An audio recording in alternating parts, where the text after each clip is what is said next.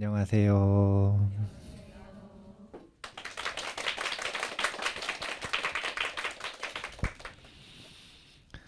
오늘은 서울 금강경학교에서 붓다 연대기 10번째로 함께 공부하고 있습니다.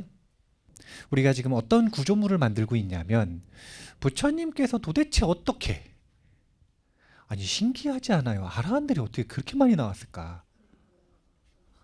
아니 출가자가 2만 명이어도 대단한데 그런데 아라한이 2만 명이라 1년 만에 이거는 혁명이라 혁명. 뭐 그때 당시가 무슨 뭐 100억 인구, 1000억 인구 이런 것도 아니고 아 정말 대단해요. 근데 그 비밀이 물론 당연히 대연민산매 멋지죠. 일체지 멋지죠. 하지만 자꾸 너무 신격화된 모습으로 판단을 하지 말고 그 속에 인간의 지혜가 들어가 있을 거 아니에요. 인간으로서의 문화, 축적된 문화가 있을 거 아니에요. 그럼 도대체 무엇을 축적해서 어떤 지혜를 문화유산으로 만들어냈는가라고 하는 걸 우리가 지금 분석해내고 있는 거예요. 그런 자리라. 근데 그걸 따라오고 있으니까 대단한 거예요.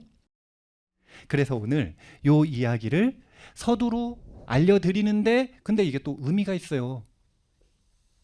개인 맞춤형 아라한 과정이라. 오직 아시타 선인의 조카인 날라카 존자에게만 보여주신 개인 맞춤형 아라한 과정이 따로 있더라. 특별 과정. 아주 독특한 과정이에요. 그래서 초기 경전에서는 이 날라카 존자를 뭐라고 평하냐면 부처님 생애에 단 한 명밖에 없는 특별한 성문이다. 이렇게 말합니다. 왜 특별한지 한번 내용을 보면서 해볼게요. 자, 대기설법이죠. 개인 맞춤형 아라한 과정. 지금 모니행이라고 하는 수행 방법을 길게 쭉 얘기하셨는데 제가 정리했어요. 다 읽으면 너무 기니까 첫째, 둘째까지는 일단 다 읽어보죠. 한번 읽어볼까요? 첫째, 미각을 차단하라. 맛있는 것을 탐하려는 마음이 일어날 때 혀를 물리적으로 압박하여 그 욕망을 뿌리부터 잘라내야 한다.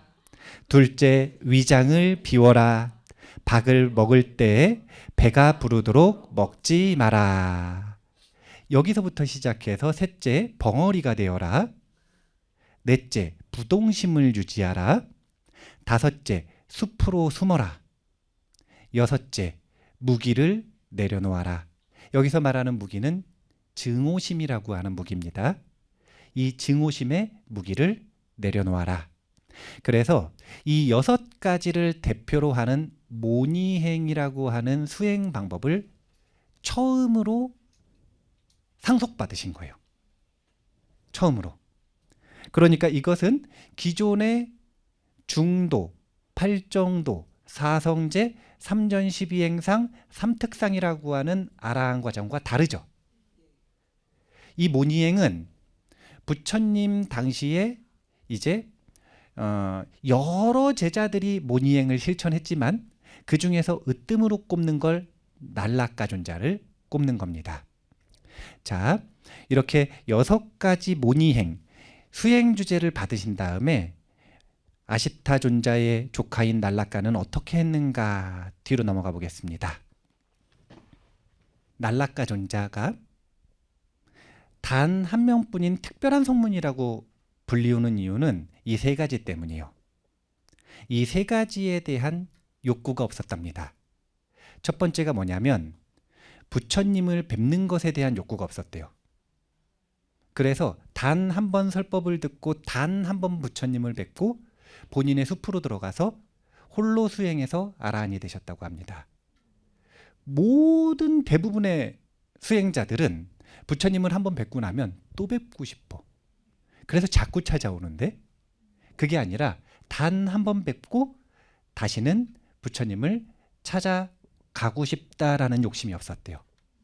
자, 두 번째, 법을 듣는 것인데 마찬가지로 그 한 번의 모니행 설법만으로 충분했기 때문에 여기서 뭔가를 더 듣고 싶다라는 욕구가 없었대요. 세 번째, 모니행에 관련된 질문을 하는 것인데 의심이 단 하나도 일어나지 않았다는 뜻이에요. 그래서 여러 성문들 중에 가장 유일하게 이 세 가지가 없었던 존자로서 날라카 존자를 꼽는데, 그래서 부처님 뵙고 나서 어떻게 되느냐, 이 모니행을 실천할 때는 세 가지 근기가 있다 그래요. 상근기는 7개월 모니행을 실천하고 아라한이 된다고 합니다. 그리고 모니행을 실천하는 이들은 반드시 반열반에 든대요. 중근기의 사람들은 7년 동안 모니행을 실천해서 아라한이 되고 반열반에 든다고 합니다. 하근기의 사람들은 12년 동안 모니행을 실천하고 반열반에 든다 그래요. 근데 날라카 존자는 상근기였대요. 그래서 부처님을 단 한 번 뵙고 모니행 설법을 단 한 번 듣고 홀로 숲으로 가서 7개월 동안 철저하게 모니행을 실천하고 아라한이 되어서 반열반에 드시는데, 어떻게 하는 거냐면 이제 반열반에 드실 그 순간이 되니까 부처님한테, 부처님 계시는 곳이 이곳이면 부처님 계시는 곳에 절을 3번 하고, 그리고 여기에 산이 있었다고 하면 그 산을 딱 붙잡고 부처님 계시는 곳을 보고 반열반에 드셨대요. 그러니까 날라카 존자는 정말로 평생 부처님만 바라본 분이다. 또 이렇게 평가할 수 있습니다. 날라카 존자는 왜 부처님을 한 번 더 뵙고 싶은 마음이 없었을까요? 우리가 배웠잖아요. 뭘 배웠냐면 부처님께서 중생들의 근기에 대한 이야기를 그대로 하셨는데, 부처님이 본인이 아셨어. 뭘 아셨냐면 인기가 많다는 걸 아셨어요. 아니, 세상에 35살 스승이 어디 있어요? 다 평균 나이 70대 80대일 때 스승이 되는데 35세 때, 그것도 원래 석가족의 보름달이라고 불릴 만큼 정말 아름답고 자비로운 분, 이분이 부처님이셨는데 그분이 깨치셨으니 거기다가 전법 속도가 얼마나 빠른지, 10달 타태자로서가 아니라 본인의 모국으로 부처님으로서 되돌아가는 길에 2만 명의 아라한이 함께했다 그러잖아요. 2만 명의 비구가 아니라 2만 명의 아라한. 그러면 진짜 비정상적인, 정말 혁신적인 전법 속도거든요. 그럼 당연히 아시겠지, 인기가 많다는 거. 그래서 부처님께서 아시니까 뭐라고 얘기하셨냐면 본인의 인기 비결을 분석하셨어. 세상 사람들이 도대체 나를 왜 좋아하는가? 4가지 이유가 있다 그러셨어요. 하나는 뭐냐면 많은 사람들이 나의 외모를 보고 좋아한대요. 외모를 보자마자 반한대요. 두 번째, 나의 목소리를 듣고 좋아한대요. 부처님께서는 목소리가 좋으셨나 봐요. 세 번째, 부처님이 이러이러한 삶을 사시더라라고 그 삶의 태도를 확인한 다음에 좋아하시는 분들이 있대요. 사실은 이게 뭐냐면 30 이상 80 종호의 구체적인 내용들이에요. 단순히 관상이 아니라 그 사람의 이 삶의 행태, 이걸 확인한 다음에 믿음을 일으키는 사람이 있고, 4번째, 자신이 설하는 가르침의 진리를 공감해서 좋아하는 사람이 있대요. 비율이 어떻게 되냐면 외모를 보고 좋아하시는 분들이 제일 많고, 법을 좋아서 법을 보고 좋아하시는 분들이 가장 소수인 거예요. 가장 중요한 게 이건데, 성문으로서 부처님 법을 들을 수 있는 모든 준비를 35년 동안 했기 때문에 한 번만으로 충분했고 아무런 의심도 나지 않은 거예요. 그리고 부처님께서도 부처님을 향해서 반열반에 드신 모습을 보고 부처님께서 직접 오셨다 그래요. 그래서 이 날라카 존자의 마지막 모습을 함께 보셨다. 라고 이야기를 하거든요. 부처님께서는 이런 제자 훨씬 좋아하세요. 나의 색신을 보고 좋아하는 제자가 아니라 나의 정신을 가치 있게 생각하는 제자를 훨씬 고평가하시더라. 어쨌든 날락가 존자는 이렇게 단 한 번의 설법으로 아라한과를 얻은 아주 특별한 근기를 가지고 있는 성문이었다. 그래서 지금 이 모니행이라고 하는 수행 방법은 개인 맞춤형 아라한 과정이기 때문에 표준 과정하고는 사실은 조금 결이 많이 다르다. 누구에게나 적용할 수 있는 건 아니다. 이렇게 생각을 하시면 됩니다. 자, 뒤로 넘어가겠습니다. 복습 한번 해보죠.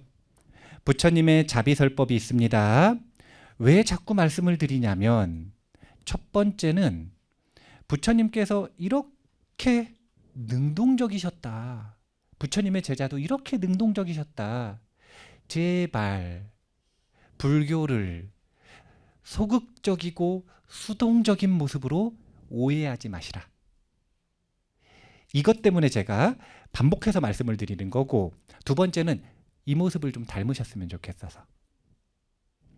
이런 부분들 눈여겨보시고요. 자, 뒤로 넘어가 보겠습니다. 한번 정리해야죠. 초전법륜은 수다원 과정이었어요. 왜 이렇게 말했냐면 초전법륜 끝에 수다원이 되셨기 때문에. 아라한은 초전법륜 끝에 탄생한 게 아니에요. 하지만 나중에 제가 추가적으로 평가해서 알려드리기로는 시간만 충분했다면 3전 12행상만으로도 아라한 과정이라고 평할 만하다. 그런데 부처님 지금 좀 마음 급하시거든요. 왜냐하면 빨리 아라한까지 만들어야, 그래야 이 나의 커리큘럼이 진짜 아라한을 양성해낼 수 있다는 걸 검증하는 것이기 때문에 촉매를 좀 쓰셨어. 촉매 역할을 하는 게 무화경입니다. 그래서 이 무화경이 더해지니까 삼특상이라고 하는 관법을 가지고 아라한이 탄생합니다. 6명의 아라한이 탄생했어요. 너무 기뻐하셨어요. 그 다음에 날락가를 위한 모니행은 이제 개인 맞춤형 아라한 과정을 보여주신 건데, 이 내용이 중요한 게 아니라 부처님께서는 표준 커리큘럼만 고집하시겠다고 하는 거예요? 아니면 특별한 근기에게는 개인 맞춤형 지도를 해주시겠다는 거예요? 해주시겠다는 거죠. 그런 의도를 밝힌 것이기 때문에 중요한 거예요. 세상을 향해 특별한 근기에게는 특별한 커리큘럼을 제공하겠다 라고 얘기를 하신 거나 마찬가지예요. 근데 이제 제가자를 위한 커리큘럼이 필요합니다. 여기까지는 보면 아까 보셨죠? 여기 지금 초전법륜의 자리에 있는 오비구가 얼마나 오래 기다렸는지. 다 바라문교에서 열심히 수학한, 사실은 이미 수행을 오래 한 수행자들이에요. 그러니까 최상근기. 이제 진짜가 나타났어요. 누구냐면 청년 야샤. 물론 청년 야샤도 사실은 진짜는 아니에요. 왜냐하면 근기가 뛰어나요. 하지만 그래도 점점 확장되고 있는 이 커리큘럼의 확장을 보셔야 돼요. 제가자를 위한 커리큘럼이라고 이야기를 한 이 야샤를 위한 설법이 어땠는지 한번 보도록 하겠습니다. 이제 문헌마다 야사라고도 하고 야샤라고도 해서 일단 저는 야사라고 적었거든요. 자, 근데 읽을 때는 이 야샤라고 또 그 습관이 돼가지고 제가 좀 혼용해서 쓰니까 그냥 그러려니 하시면 됩니다. 일단 앞에 부분은 제가 소개를 하면, 부유한 상인의 아들인 야샤는 저택을 3채 소유하고 있었다. 이건 무슨 얘기냐면 여름, 겨울, 그리고 우기 때 머무는 저택이 3개가 있었다는 거예요. 그때 당시의 귀족 문화로 보면 부인이 3명 있었다는 뜻입니다. 저택마다 부인이 있으니까요. 그래서 얼마나 쾌락을 즐기는 청년인지 밑에 보면 같이 읽어볼까요? 4개월의 우기 동안 그는 가무에 능한 무희들에게 둘러싸인 채 지냈다. 그 저택에 남자라고는 단 한 명도 없었다. 문직이나 유흥을 제공하는 사람을 포함해 모든 사람들이 여성이었다. 야사는 아무데도 가지 않고 그곳에만 처박힌 채 극도로 화려한 감각적 쾌락을 누리는데 빠져 지냈다. 이게 의도가 있었던 거예요. 야샤의 아버지가 이 아들이 혹시 대를 잇지 않고 출가할까봐 걱정해가지고 이렇게 쾌락의 늪에만 빠져서 지내도록. 그러니까 사실은 석가모니 부처님 시달타 태저 시절하고 똑같죠. 그러니까 모든 사람을 만나는 모든 사람을 제일 아름다운 여성들로 채운 거예요. 그러니까 사실은 정신을 똑바로 차리고 있지 않으면 쾌락에 빠져 지낼 수밖에 없는 조건이었다. 이건 부처님도 똑같은 조건이었어요. 그런데 이 야사의 아버지의 의도와는 다르게 감각적 쾌락에 빠져서 지내다가 어느 날 일찍 잠이 들었는데, 자, 뒤로 넘어가 보겠습니다. 잠에서 깬 그가 자신을 시중하던 아름다운 무희들을 봤는데 극도로 흉물스럽게 누워 자고 있는 것을 보았다. 어떤 이는 하프를 껴안은 채로, 어떤 이는 무효라는 북을 겨드랑이 밑에 깔고 누운 채로, 어떤 이는 파릇이라는 북을 품은 채로, 어떤 이는 머리를 풀어헤친 채로, 어떤 이는 침을 뚝뚝 흘리면서, 또 어떤 이는 미친 사람처럼 잠꼬대를 하면서 자고 있었다. 근데 그 모습을 딱 보니까 어떤 생각이 들었냐면, 무덤을 방불케 하는 그 모습에서 야샤는 애욕의 환란을 뚜렷이 자각했다. 이렇게 평가하는 겁니다. 그 밑에 감응어, 오 모든 종류의 번뇌가 나를 포함한 모든 괴로움의 근원인 이 비참한 몸을 해치며 압박하고 있네. 오 모든 종류의 번뇌가 나를 포함한 모든 괴로움의 근원인 이 비참한 몸을 괴롭히며 압박하고 있네. 이러면서 황금 신발을 신고 그는 숲으로 떠난 겁니다. 너무 환멸감을 느낀 거예요. 이런 환멸감을 느껴보신 적이 있으신가요? 근데 지금 누군가 얘기하지 않았습니까? 그런 깊은 쾌락에 빠져서 지내면 중간에 환멸감이 생길까요? 안 생길까요? 많이 생겨요. 근데도 나오는 사람은 극소수예요. 그러니까 야샤가 대단한 거죠. 그 깊은 쾌락에 환멸을 느끼는 것과 동시에 사실은 중독되어 있을 거 아니에요. 그런데 그 중독되어 있는 마음을 이기고 나온 겁니다. 물론 이것만으로 벗어나지는 못해요. 부처님께서 손을 잡아주셨으니까 벗어날 수 있었죠. 그렇지 않은 사람은 대부분 돌아가죠. 되돌아가게 되어 있죠. 그리고 그 다음부터는 자신에게 환멸을 느끼겠죠. 그리고 야샤는 정말 운이 좋죠. 그때 하필이면 부처님을 만났어. 대단한 거예요. 부처님께서 야샤를 보고 환영과 격려의 말을 하셨는데 한번 같이 읽어볼게요. 사랑하는 아들 야샤여, 붓다인 내가 일찍이 알아낸 열반의 법은 어떤 번뇌에 의해서도 괴롭혀지지 않고 억압받지 않느니라. 사랑하는 아들 야샤여, 이리 오너라. 사랑하는 아들아, 여기 앉아라.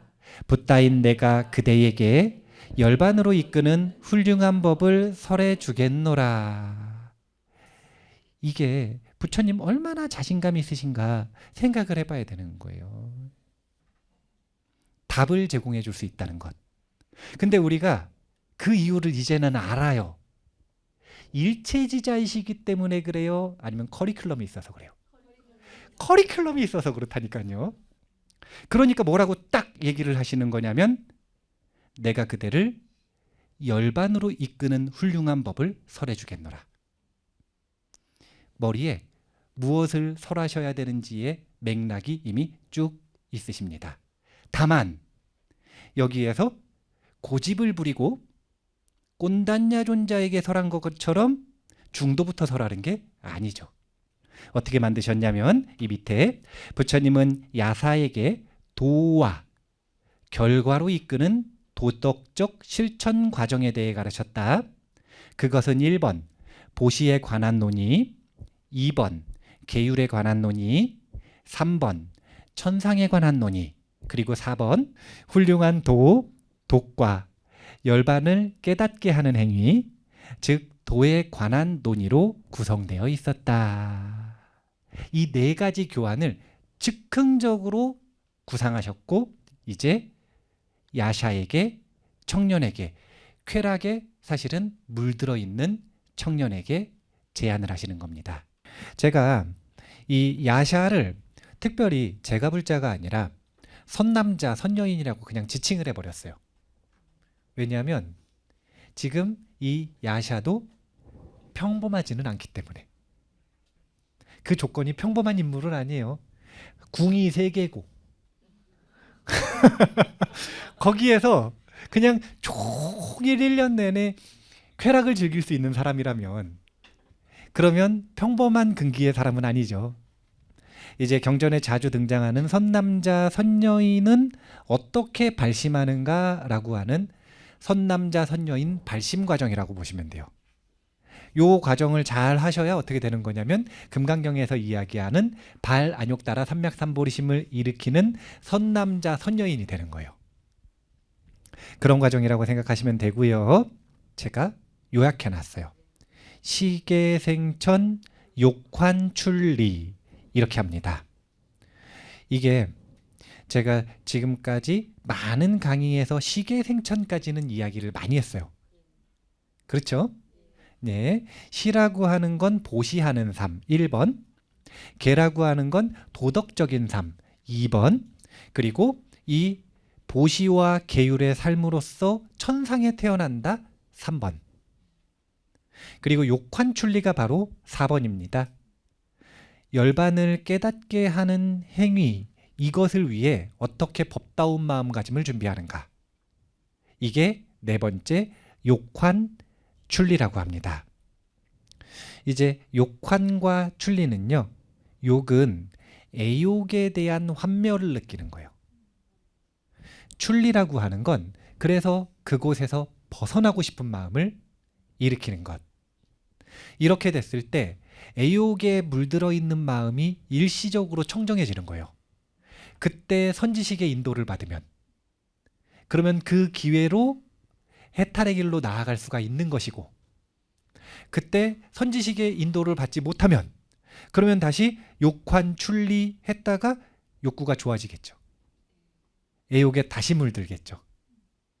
이걸 반복하고 있는 것이 사실은 제가불자의 삶이 아닌가 라고 생각을 하는데, 그래서 뒤에 욕환출리 이 부분도 우리가 완성형, 시계생천만 하면 반쪽짜리니까 나머지 반인 욕환출리도 잘 기억을 해두시고, 그것을 가지고 이제 오늘 시전, 그게 뭔지 알려드릴 테니까 과제가 있을 거잖아요. 그럼 집에 가셔서 과제를 실천하셔야겠죠. 권전. 그래서 스스로 시계생천 욕환출리도 나는 충분히 법다운 마음가짐이 됐구나라는 걸 확인하는 증전까지. 3전은 이렇게도 응용할 수 있는 겁니다. 자, 제가 판서를 하나 할게요. 시작부터 판서를 하고 시작하겠습니다. 행복이라고 하는 것이 무엇인가 라는 걸 말씀을 하셨어요. 부처님은 무엇을 행복이라고 하셨을까요? 네, 부처님께서는 멸성제, 이것을 행복이라고 얘기하신 거니까 멸성제라는 건 열반 아니에요? 열반을 실현해야 되는 거잖아요. 부처님께서, 자 봐보세요. 이제 우리는 부처님의 설법 구조를 정확하게 알게 되는 거예요. 부처님은 84,000경전을 이야기하신 것 같지만 사실은 그 84,000경전이 전부 다 뭐에 대한 주석일 뿐이냐면 교환에 대한 주석일 뿐이에요. 우리 아주 지금 짧은 커리큘럼 보고 있잖아요. 제가자를 위한 커리큘럼. 그게 뭐였냐면 식외생천, 욕환춘리. 그 다음에 초전법륜, 중도, 팔정도, 사성제, 삼전시비행상. 거기에다가 무화경까지. 이것에 대한 주석서가 84,000경인 거예요. 사실은 이게 다예요. 그러면 이거를 왜 말씀하셨느냐?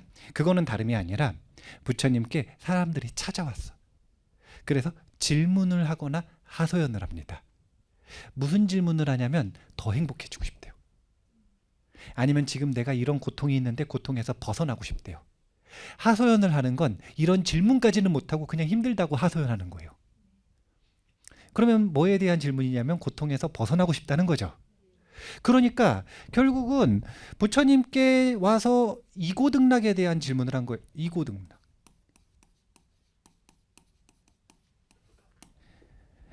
그래서 여기에 대한 답변을 하신 게 바로 무엇을 실현해야 되냐면 열반을 실현해야 한다. 그러면 모든 고통에서 벗어난다. 이게 사실은 답변이라. 그런데 이것만 고집하시느냐? 그게 아니라는 거예요. 부처님은 아주 독특한 분이라. 부처님께서 생각하시는 행복론이 분명히 아님에도 불구하고 세상 사람들이 말하는 행복을 그대로 인정을 해주세요. 아주 독특해요. 그래서 세상 사람들이 말하는 행복을 둘로 구분하는 거예요. 이생의 행복과 내생의 행복.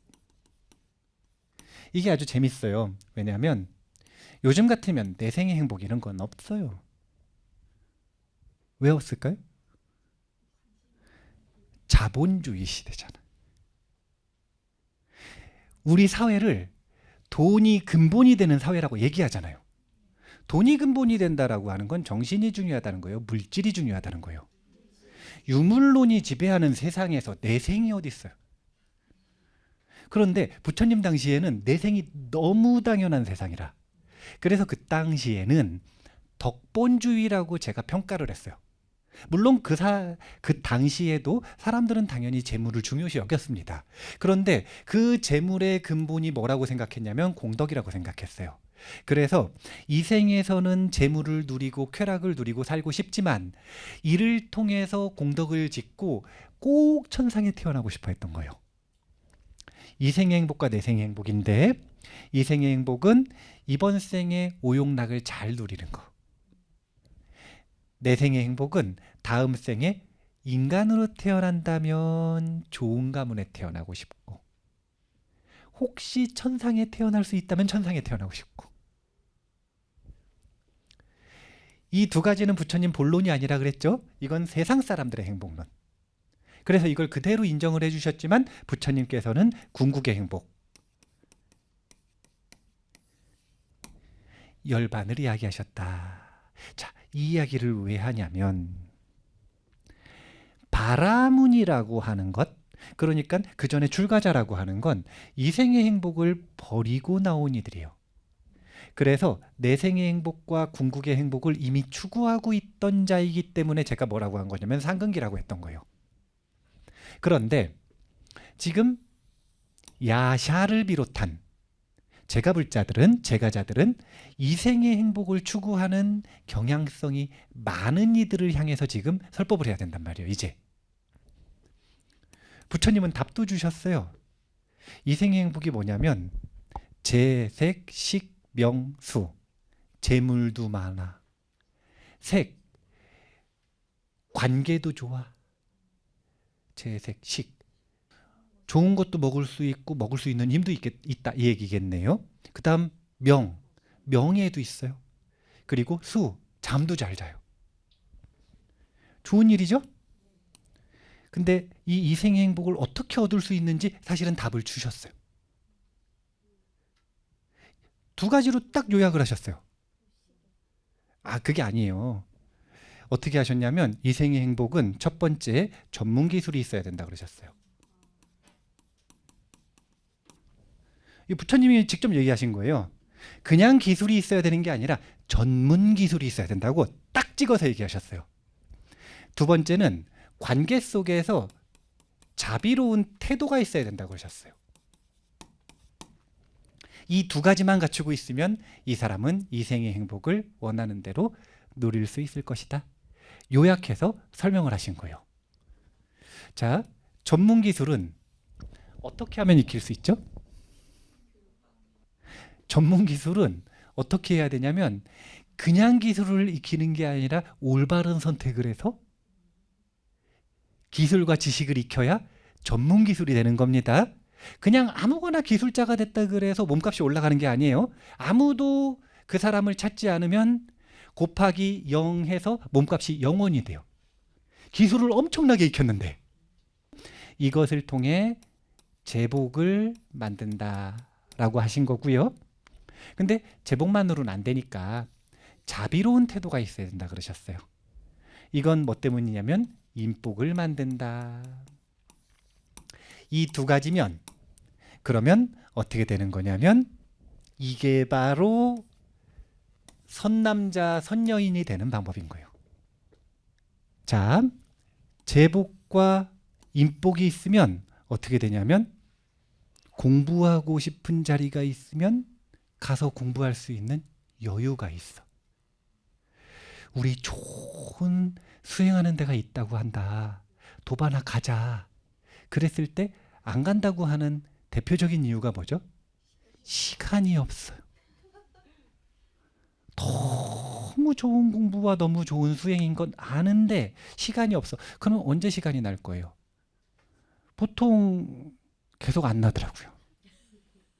그래서 경전 속에는 등장하는 제가불자들이 전부 다 선남자, 선여인인 거예요. 자, 제가 요것까지 포함을 해서 그러니까 전문 기술을 익히고 자비로운 태도를 가지고 제복과 인복을 쌓는다라고 하는 것까지 해서 선남자, 선여인 전에는 무엇을 해야 하는가?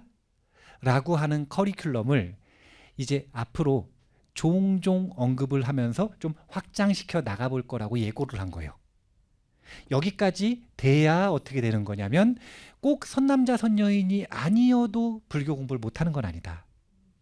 선남자 선여인을 향해 나아가는 것과 불교 공부를 하는 것들을 병행해서 얼마든지 커리큘럼 안에 섭수할 수 있다 라고 하는 부분을 향후 조금 자세하게 해보겠다, 이런 예고라고 보시면 됩니다. 자, 그러면 이미 제복과 인복이 충분했던 야샤는 어떤 가르침을 얻었는가? 세 줄, 앞에 세 줄 읽겠습니다. 보시 등의 덕행에 대해 가르치고 나서 부처님은 야사의 마음이 굳건해지고 능동적이며 부드러워졌음을 알았다. 또한 그의 마음이 덮개를 벗고 고무되었으며 즐거워하고 투명해진 것을 알았다. 그래서 부처님은 자신이 발견한 법인 사제법을 설했다. 자, 사제법을 설하시기 전에 법다운 마음가짐을 만드신 건데 지금 그 법다운 마음가짐을 만드는 준비에서 자, 다시 한번 해볼까요? 시계생천, 욕환출리. 그러니까 사실은 6가지 아니지, 시계생천은 3가지, 욕환출리는 1가지니까 4가지 설법을 하셨다는 거예요. 보시에 관한 가르침, 도덕적인 삶에 대한 가르침, 이것을 바탕으로 천상에 태어나는 가르침, 그리고 욕환출리라고 하는 애욕에 대한 환멸과 출리심을 일으키는 가르침. 여기까지 하고 나니까 애욕에 물들었었던 마음, 불선업의 마음들이 일시적으로 청정해진 겁니다. 그러면 부처님께서는 그 하얀 도화지 같은 마음에다가 사성제의 법을 설하시기 시작하는 거예요. 뒤에서 사제법을 설했다 이렇게 요약했지만 초전법륜의 내용을 그대로 설하셨을 거예요. 자, 뒤에 이 2줄 제가 읽을게요.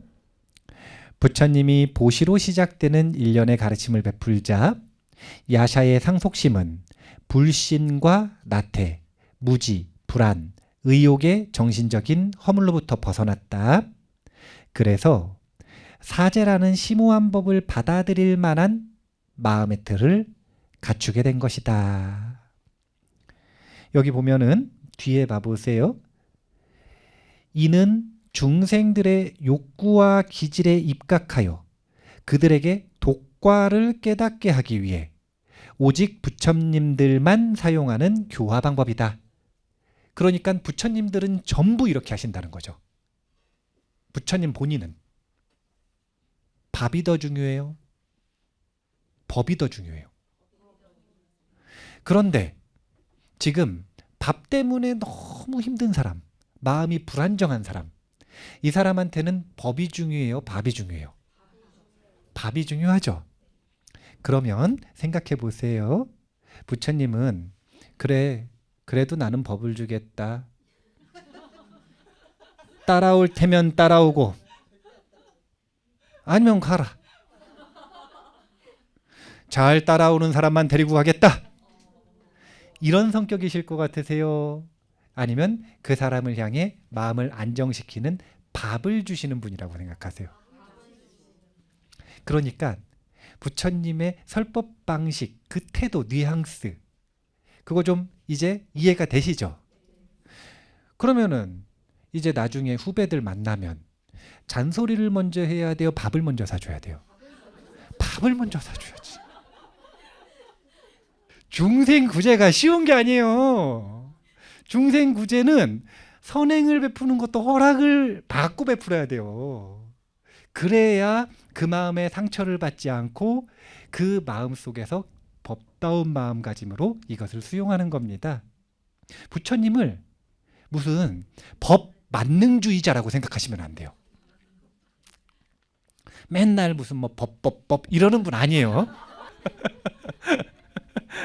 자, 뒤로 넘어가 볼게요.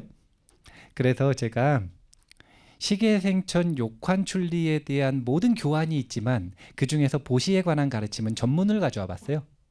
2페이지예요. 근데 2페이지를 제가 다 읽을지 말지 고민인데, 자, 먼저 맨 앞에 한 문단은 같이 읽어볼게요. 부처님은 보시에 관해 다음처럼 설했다. 보시라는 선행은 이 생과 다음 생에서 행복의 원인이며 열반이라는 축복의 원인이니라. 그것은 인간과 천신이 누리는 모든 즐거움의 제일 원인이니라. 그것은 또한 여러 가지 물건들의 원천이며 그 물건들을 사용함에 따라 귀결되는 부유함의 원천이기도 하노라. 불행으로 위협받는 중생들에게는 훌륭한 수호자이자 안전한 장소이며 쉴 곳 있는 곳이자 피난처이니라. 현생에서나 내생에서나 보시만한 기댈 것이 없노라. 제가 맨날 하는 말이 여기 다 들어가 있네요. 여기 보면 모든 즐거움의 제1원인, 그리고 여러 가지 우리가 갖고 싶어하는 물건들, 소유물들의 원천, 부유함의 원천, 이게 뭐냐면 보시가 곧 제복을 만든다는 뜻이죠. 부처님께서 항상 말씀하시잖아요. 재물을 보시하는 것은 제복을 만들고 타인에게 선을 권하는 것, 권선은 인복을 만든다. 또 재밌죠. 이 보시는 중생들에게 훌륭한 수호자이자 안전한 장소라는 거예요. 왜냐하면 돈은 생명이니까요. 재물이라고 하는 건 생명을 나눠주는 거예요. 우리가 착각하시면 안 됩니다. 무소유의 가르침은 누구에게 설한 것이라 그랬죠? 출가자. 그리고 출가자도 철저한 무소유를 말씀하시지 않았어요. 그래서 출가자에게 이 10가지 신물이라고 하는 것은 허용해 주셨거든요. 가지고 다녀도 되는. 10가지나 가지고 다닐 수 있었어요. 그리고 제가자에게는 반대로 얘기하셨습니다. 뭐라고 얘기하셨냐면 돈을 많이 벌 수 있으면 많이 벌어라. 인과에 맞다면 인과에 맞게 두 손과 두 발을 움직여서 땀 흘려서 정직하게 돈을 벌라고 얘기하셨어요. 이유는 다른 게 없어요. 돈을 벌어야 보시를 할 거 아니에요. 여기서 말하는 보시를 한다는 건 뭐냐면 생명을 나눠줄 거 아니에요. 우리가 빈곤함에 빠져보면 알 수 있어요. 빈곤함에 빠졌을 때 내가 빈곤한 것도 너무너무 슬프지만 주변 사람들이 힘들 때 그들의 생명과 수명을 연장하는 것을 내가 도와줄 수 없는 것. 아무것도 못해요. 부처님께서는 제가불자들에게 그런 삶을 살라고 말씀하신 적이 단 한 번도 없어요. 그래서 부처님 당시에는 제가불자들이 진짜 부자들이 많았던 거예요. 인도의 그 무역상들, 대단한 인물들 중에서 이 상당히 높은 퍼센테이지의 CEO들이 전부 부처님의 제자라. 이유는 다른 게 없고요. 보시에 대한 가르침, 재물에 대한 가르침, 재물을 지키고 증장시키고 나누고 하는 그 모든 가르침들에 대해서 부처님은 막힘없이 설법을 해주셨어요. 그리고 부처님께서 그렇게 경제학 수업을 해주시면 그대로 했더니 돈을 더 잘 벌어. 그러니까 이 CEO들 생각에는 저 자리 가면 돈을 더 벌어. 그럼 가는 거죠. 자, 보시에 관한 가르침 뒤에 요 한 문단은 제가 좀 빨리 읽어볼게요. 보시행은 그야말로 보석이 촘촘히 박힌 사자자와 같으니라. 왜냐하면 그것은 기댈 만하기 때문이니라. 또한 보시행은 대지와 같으니 서 있을 만하기 때문이니라. 눈먼 자가 안내자로 잡을 줄과 같으니 붙잡을 만하기 때문이니라. 또한 보시행은 배와 같으니 고통의 악취를 건너게 하기 때문이니라. 그것은 또한 전쟁터에 나간 용맹스런 사령관과 같으니 탐욕이나 인색과 같은 적들의 위협에서 지켜주기 때문이니라. 그것은 또한 잘 보호된 도시와 같으니 가난의 위험으로부터 보호해주기 때문이니라. 또한 보시행은 연꽃과 같으니 질투나 인색처럼 불선한 오염물질에 물들지 않기 때문이니라. 그것은 또한 독사와 같으니 불선한 적들이 접근하기 어렵기 때문이니라. 뒤에 또 나오는데 맨 마지막 문단을 같이 읽어볼게요. 이 보시행은 또한 붓다인 내가 친히 걸었던 훌륭하고 진실한 길이니라. 보시행은 또한 붓다인 내가 친하게 지내왔던 것이니라.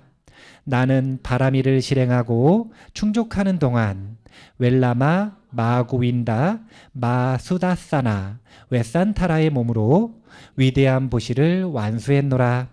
내가 덕 있는 토끼였을 때는 뜨거운 불더미에 몸을 던져 보시함으로써 보시 받는 자의 마음을 완전히 사로잡았느니라. 보시의 공덕은 세간에서 샤카의 화려함을 보장하고 마라의 화려함, 브라흐만의 화려함, 그리고 전륜 왕의 화려함을 보장하느니라.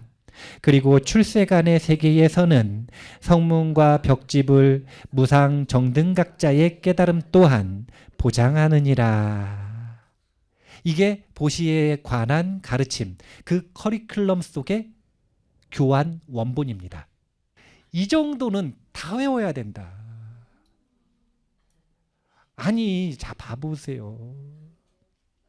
정말 짧은 이 가르침을 외우지를 않으니까 무엇을 실천해야 되는지 과제 자체를 잊어버리는, 여기에서부터 우리가 지금 단추가 잘못됐어요. 금강경을 배우기 전에 이걸 배워야 되는데, 백일 기도를 하려면 제가 보기에는 관세음보살보단 이걸 해야 되는 것 같아요. 그래서 완전히 각인될 때까지 이걸 뭐라고 하냐면 시전이고, 그리고 여기에서 권전으로 나아가는 시작이 된다.